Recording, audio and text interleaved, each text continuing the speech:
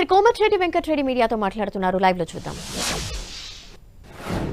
నువ్వు ఇన్వెస్ట్ చేసినప్పుడు ఆయనకు ఎంత రిటర్న్ వస్తున్నది? ఏం ఆలోచన లేని పనిచేసి దీన్ని సెటిలైట్ చేయాలని గౌరవ మంత్రి గారు నాకు రిక్వెస్ట్. దాంతోపాటు బస్వాపూర్ అండ్ ఆలేరుకు సంబంధించి గంధమల్ల రిజర్వాయర్ ఆ 2 ప్రాజెక్టుల నిన్న నీళ్లున్నాయి, ఎక్కడ పోతలేవు. అది నింపి పెడుతున్నారు, ఎక్సెస్ అయితే మళ్ళీ సముద్రంలోకి వదిలిపెడుతున్నారు. దాన్ని కూడా స్టార్ట్ చేసి కింద రిజర్వాయర్ నింపాలని request. Thank you very much.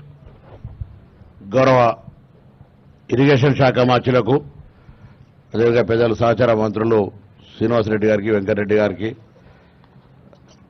శాసన మండలి సభ్యులు పెద్దలు జీవన్ రెడ్డి గారికి, శాసనసభ్యులు మాజీ పార్లమెంట్ సభ్యులు వివేక్ గారికి, ఈఎన్సీ గారికి, మిగతా అధికారులకు, కాంట్రాక్ట్ సంబంధించిన పెద్దలకు, పాత్రికేయులు, గౌరవ మంత్రి గారి ద్వారా అంటే మేము జిల్లాకు సంబంధించిన కూడా కొన్ని అంశాలు అన్నప్పుడు చూడడానికి కూడా నిషేధం, వినడానికి కూడా తెలియని పరిస్థితి. ఒక 2-3 అంశాలు సార్. ఇది ఒక మానస పుత్రిక గత ప్రభుత్వం. ఇది అసెంబ్లీలో పవర్ పాయింట్ ప్రజెంటేషన్ చేసి రిడిజైన్గా మార్చారు, మనకు ఎవరికప్పుడు అవకాశం లేకుండా.